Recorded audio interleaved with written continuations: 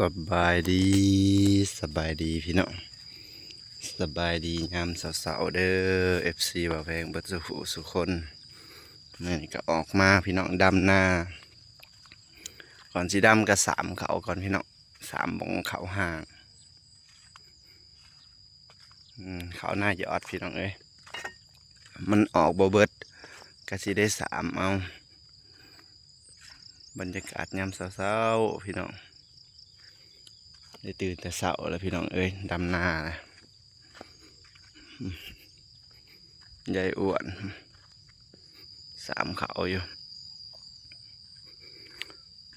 สบายดีทั้งในประเทศและก็ต่างประเทศ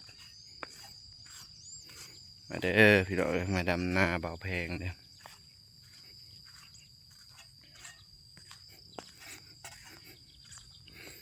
ฝ้าวดำหน้าพี่น้อง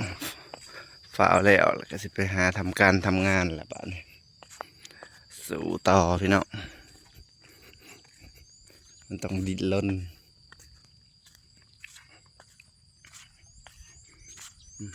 ในวันสาม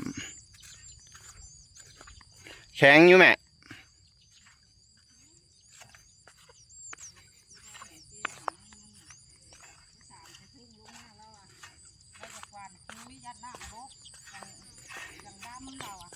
จะมาสามยังเสร็จเลยนี่สามเนี่ยนี่นะมันเป็นเขาโดสามแต่เพิ่งทางมากที่เป็นเขาโดเขางั้นเลยมาพี่น้องดำหน้าสามเขาตามเขาโยดต้นบ่ออกพี่น้องบ่ยอดจะดำเอาพี่น้องบัด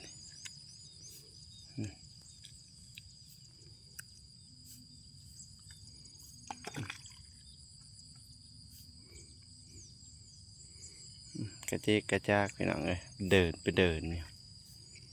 สามเอาบ่ออกหยอดแล้วพ้นตกก็แล้วฝนตกมันก็เลยบ่ออกพี่น้องพากันมาสามเอาขันสิใช้ดำใหม่ผัดพอดียากมันกับบ่ได้พอลายเบิดไห้ละ2-3 หมัดไห้ตัวลายหรือจังดำ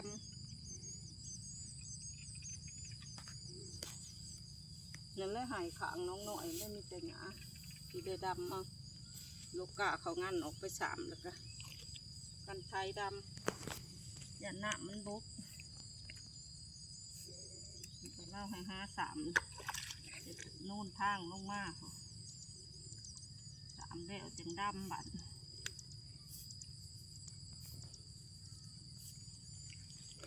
เนี่ยพี่น้องไปเดินเนี่ยคันสิไทยถิบมาเสียดายพี่น้องตัวงามอะไรก็มี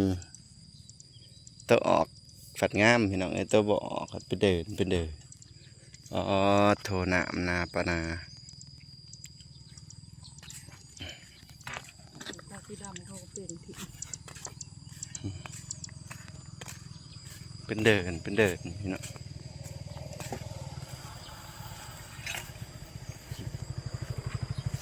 มันบ่ออก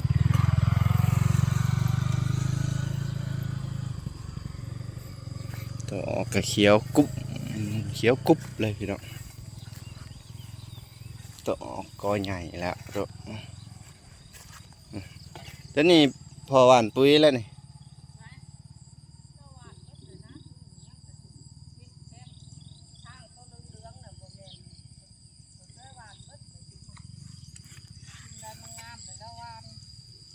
บรรยากาศยามเช้าๆ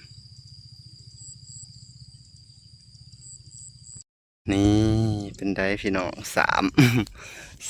สาเหตุที่ดำใหม่พี่น้องดำบ่ได้ขาดบ่ได้ไทยเลยสามเขาหน้าหยอดเบาแพงมันหาว่าหยอดแล้วฝนตกลงมาบ้านนี้เขามันเน่าพี่น้องเลยโอ้ยายอ้วนสามนี่พวกนี่ก็สามแล้วเรียบร้อยพี่น้อง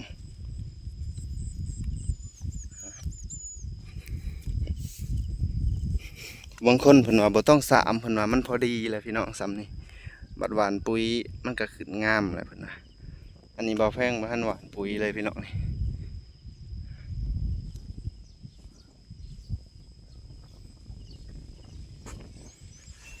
ไอ้อ้วนสามเขาหวาน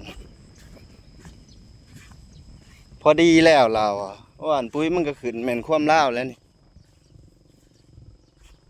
อันนี้ปุ้ยบ่ทันหวานมันก็เลยห่างมันบ่เขียวมันก็เลยคือห่างมันสามพอดีแถวนี้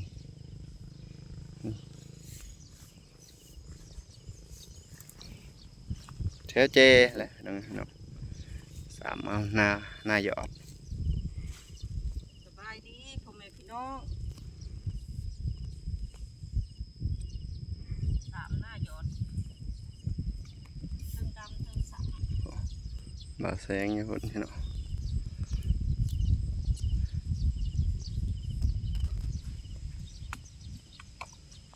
ตัวมันบ่มีน้ำบ่ต้องสามมันดอกสามตัวมันมีน้ำจักให้1 2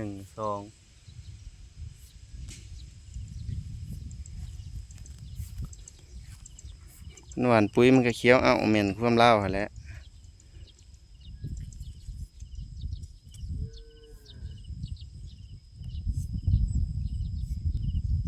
เลี้ยงสันใดเฮ้ยเรียกว่าปลาหางชอบสีกุกสีโก ยันเสียกกเสียกอพี่น้องมันก็มีเสียมีได้แล้วเนาะ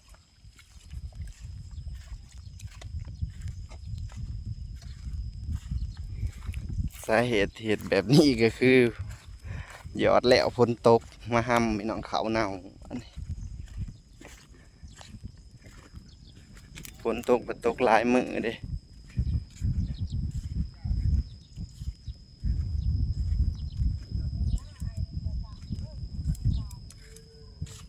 กันสาม มันมีน้ำสาม นี่ เนาะ ต้น สามง่าย ตัวนี้เลี้ยนแถวงามขนาดสำเขาดำนี่ตัวมันออกนี่ เป็นแล้วตัวมันออกตัวมันบ่ออกคือดี พอดีเลยครับไปไหวหวานปุ๋ยคือนี่โอ้ยบ่เห็นหอดดินแหมเอ้ยตัวนี้นะ เขาจะเอาข้าวว่าวเนี่ยนั่นแหละก็ว่าวนํ เอาอันนี้แหละ ตะกี้สามอยู่งอกๆก็เจ้าว่าสามเห็นยัง ห้วยกระสามตัวมันห่างนี่ตินี่น่ะนี่ตัวนี้มันแตกก็สำไรมันก็บ่ได้ดอกมันห่างโพดนี่แถวเจน ลบออกน้ำในน้ำหนาที่สาม กันสามเขากระถึกพี่น้อง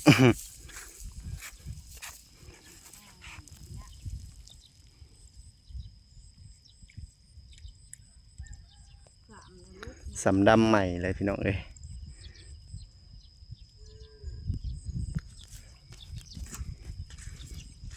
มันได้ห่าง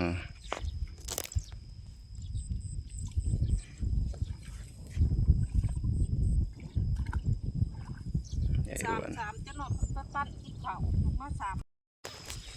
ขึ้นกินเขาวพี่น้องบ้านนี้ขึ้นกินเขาวจังสีลงไปสามต่อ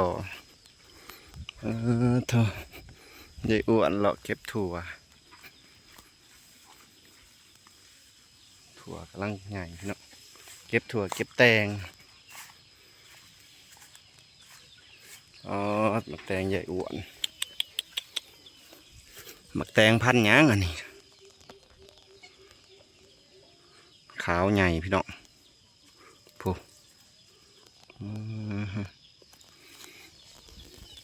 อ๋อโทพันธุ์อะไรนี่เนี่ย ใหญ่จะสำหมักฝัก สบายดีพี่น้อง ก็เต็มเลย แล้ว พี่น้ กิ อง นเช้าได้นี่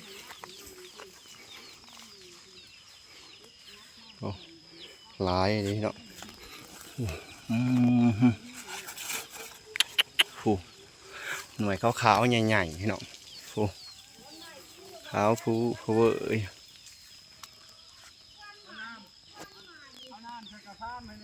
วันใหม่ออกมายังเหมือนเห็ดยังวันใหม่เห็ดยังตัวบ่เห็นแต่เฮิงแห่งกะห้าวกับพุยพี่น้องห้าวกับพุยตัดแล้ววันใหม่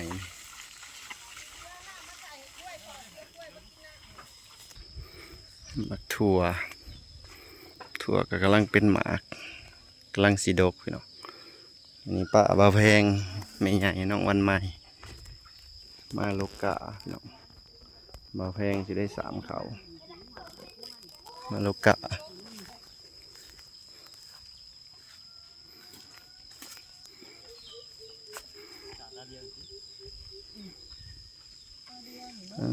พี่น้องมักถั่วจะหน่อยเป็นนี่บ่หวาดบ่ไหวเจ็บบ่หวาดบ่ไหวเลยพี่น้อง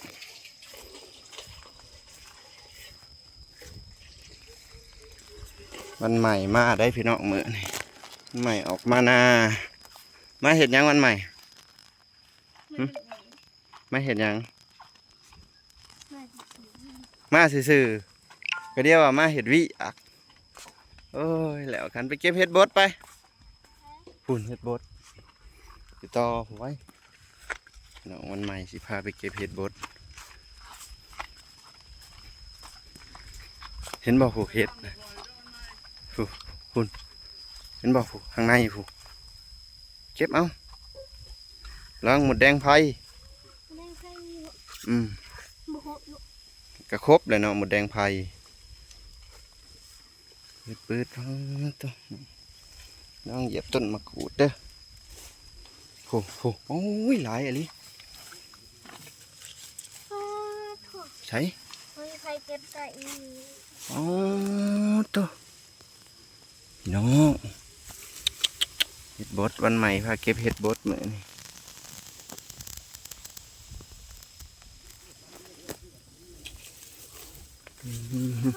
ถูกเห็ดบดคือมาไล่ครับ หลายคักบ่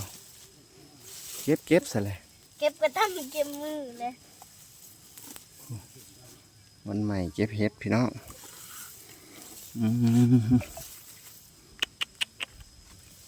ไล่ขาดหลายคักพี่น้องเราบ่มีกินเลย ใส่ฮะใส่ป้อง กำห้าก็ยังสิกำขุ่มเลย ใส่พอดีแกงอยู่บ่ฮะมาเบิ่งดูใส่โอ้เต็มกำเลยพี่น้องไปปะ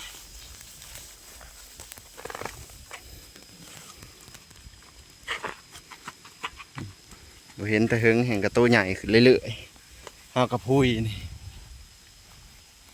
โอเคพี่น้องมาหอดบ่าวแพงกินข้าวกันเด้อพี่น้องเด้อกินข้าวจะขี่ลงไปดำน้ำใหม่มากินข้าวน้ำกันสบายดีเบิดสุขสุคน